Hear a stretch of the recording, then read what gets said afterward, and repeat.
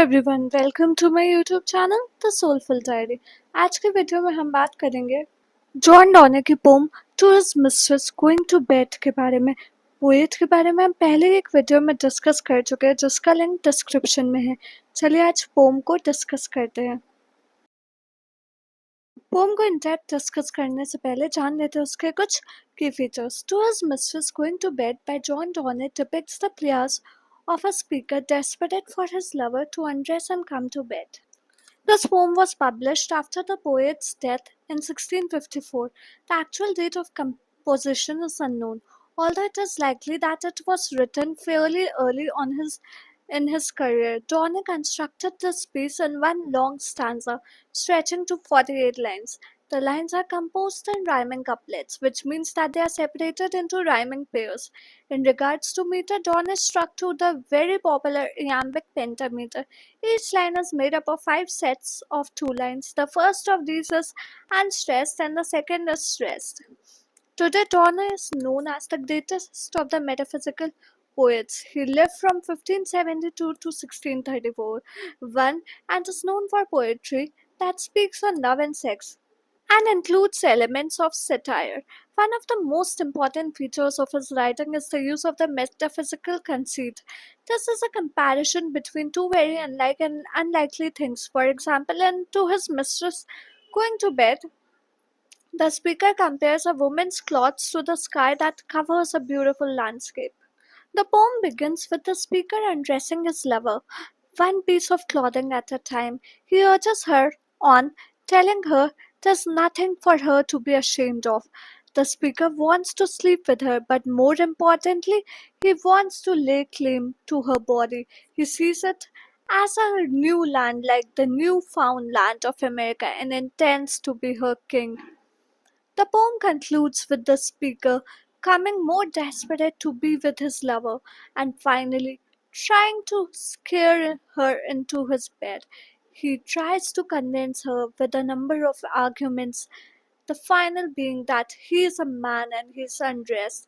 There's no reason for her, a woman, to remain dressed. Poem को in depth discuss करते lines 1 to 8.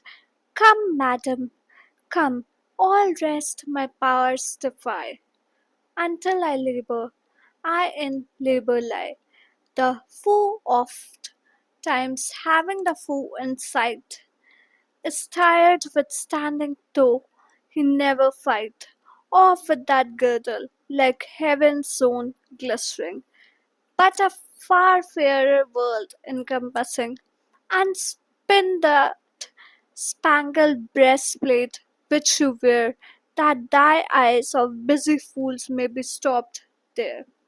In the first lines of the poem, the speaker makes a request to his lover.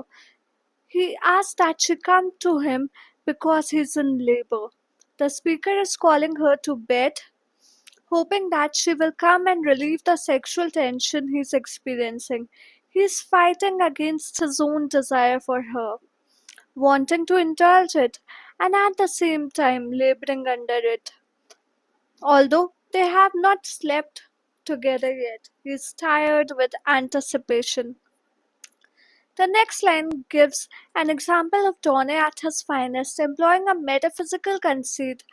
This is a type of metaphor that compares two very unlike things. Often the similarity is less important than the impact of the lines themselves. The speaker asks his lover to take off that girdle she's wearing on her lower body. He states that the undergarment is like the sky and that what is covers is a beautiful world. There is a whole zone glistering he wants to uncover. He continues to ask her to take her clothes off. This time he mentions her spangled breastplate.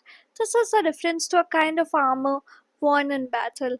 This time, though, it is used to describe a piece of clothing that keeps busy fools from seeing what her body looks like. He does not count himself among those fools. Lines 9 to 16. Unlace yourself for that harmonious chime. Tell me from you that now it is bedtime. Off with that happy busk which I envy, that still can be and still can stand so nigh. Your groan going off, such beauteous state reveals, as when from flowery meads the hill's shadow steals, off with that wiry coronet and shoe, the hairy diadem which on you doth grow. It continues on with more sexual tinged language. He tells his listeners that it is time for them to get into bed together. There's no more time to waste. The speaker returns to the clothing in the next line, telling her to take off the happy busk, a part of a corset that supports the breast. He immediately adds that he is envious of this garment as it gets to be so close to her. It is able to stand against her body without the struggles he faces. It appears in the next lines that the listener is complying with his request. He asks that she takes off her gown, and now it is going off. When it is gone, he is shown a beauteous state. He compares the sight to the sun shining over a field of flowers.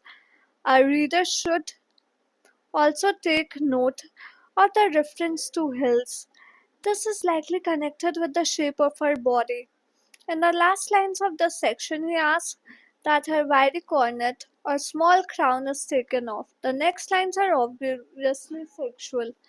He refers to a female genital when he speaks of the hairy diadem that grows on her body. Line 17 to 24.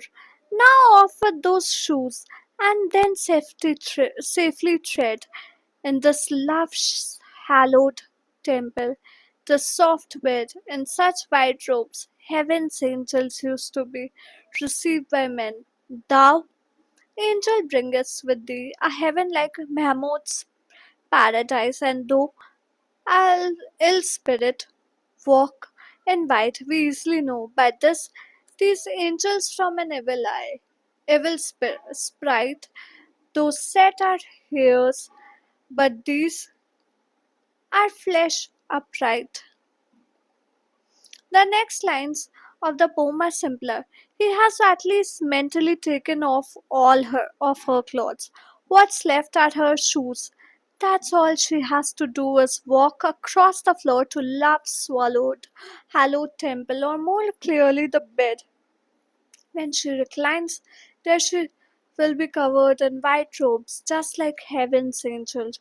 She always seems like an angel to him, but now that she is in bed, she will physically look like one. Her body will be draped in white, and she'll bring Mahmud's paradise to their bed. This is a reference to the Prophet Muhammad of Islam. Continuing the talk of angels, he makes sure his listener knows that she is not sinning by sleeping with him. She will exist in the form of a good angel, not one of those which is close to an evil sprite. The bad one set his hair upright and the good his flesh. This is a clear reference back to the first stanza in which his passion is controlling his body. Lines 25 to 32. License my roving hands and let them go before, behind, between, above, below. O my America, my newfound land, my kingdom, safeliest when with one man manned, my mine of precious stones, my empery. How blessed am I in this discovering thee! To enter in these bonds is to be free. Then where my hand is set, my seal shall be. The speaker continues on to ask for license to let his hands rove around her body. This is one of the best known lines within Donne's poetry. Through this phrase, the speaker is seeking freedom to travel in all directions, just as the discoverers of America took advantage of the New World. Her body will be to him a newfound land, and he will play the role of king. His rule will extend over her entirely. The conceit comparing the woman's body to America relates directly to the common naming of America as virgin land. He is going to claim her before anyone else can. Not only will he use her as a he pleases, but he will also have sole control over her. Continuing the comparison to the new land, he tells her he feels blessed in his discovery of her. He plans to mark her body with his hand like a seal, and she will be under his control. 33 to 40. Full nakedness. All joys are due to thee, as souls unbodied, bodies unclothed must be. To taste whole joys, gems which you women use are like Atlanta's balls, cast in men's view, that when a fool's eye lighteth on a gem, his earthly soul may covet, dares not them. Like pictures or like books, gay coverings made for laymen are all women thus arrayed. In the next set of lines, the speaker exclaims over the full nakedness of his lover. Finally, it seems she has shed all her clothes and her body is in his sight.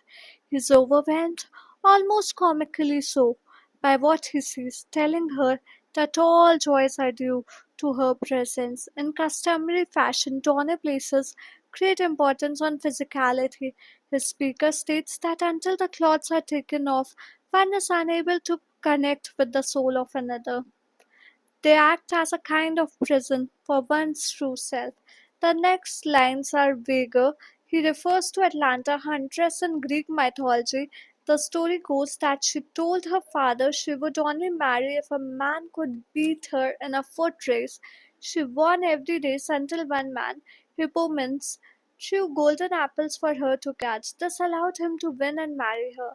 The speaker states that women use their gems or physical attributes just like golden apples. Lines 41 to 48. Themselves are mystic books, which only we, whom their imputed grace will dignify, must see revealed then since that I may know, as liberally as to a midwife shew. Thyself cast all ill, this white linen hence. There is no penance due to innocence, to teach thee I am naked first. Why then, what needest thou have more covering than a man? In these lines, the speaker compares women to books, particularly mysterious ones. This is something the speaker doesn't believe in. He is a man of learning and thinks that he and all other men should have access to women without restriction. In the next lines, he asks that his lover show herself as selflessly to him as she would to a midwife, just as she would submit herself to the woman's ministrations, so too should she allow the speaker's hands to touch her body. The poem concludes with the speaker telling his lover that she should not be ashamed of what he wants to do. Her innocence does not work as an act of penance, does not absolve her of innocence. He also tells her that he is naked now in order to teach her there's nothing shameful or difficult about it. This line, in combination with the final line, tries to force her to submit with reason. He tells her that she is not better than him. He's a man and he's naked. Why should she, a woman, be clothed? Themes of the poem. To its mistress, Going to Bed by John Donne explores themes of seduction, possession, and the erotic experience. The poem's speaker urges his mistress to undress and join him in bed, using vivid language and a playful tone, but also highlighting the desire for control and intimacy. Seduction and desire. The poem is a clear attempt of seduction, with the speaker using persuasive language to convince his mistress to engage in sexual activity, possession, and control. The speaker's desire for physical intimacy is interwoven with desire for control and domination, as he uses language suggesting he wants to colonize or possess her, according to one analysis of the poem. The erotic experience. The poem is filled with erotic imagery describing the process of undressing and the physical sensations of sexual activity. As noted by some critics, love and desire. While the poem is focused on sexual desire, it also hints at a deeper level of love and intimacy, as seen in the final lines, according to some analysis. chiasmus and refrain. The poem utilizes poetic devices like chiasmus, balanced rhythmic repetition, and a refrain of it to enhance the seduction and emphasize the speaker's desire, as pointed out by some critics. Double entendre. The final couplet is particularly memorable for its double entendre, creating a playful and ambiguous ending to the poem, according to one interpretation. Thank you. I hope आज की video आपको पसंद है। कैसी लगी हमें comment करके बताएं और हमें ये भी कमेंट करके बताएं कि आप आने वाले वीडियोस किस टॉपिक पर देखना चाहते हैं। अगर वीडियो अच्छी लगी तो like share and subscribe to my channel. मिलते हैं कल एक और इन्फॉर्मेटिव वीडियो के साथ शाम 4 बजे। Thank you. Till then keep watching and keep supporting the soulful diary.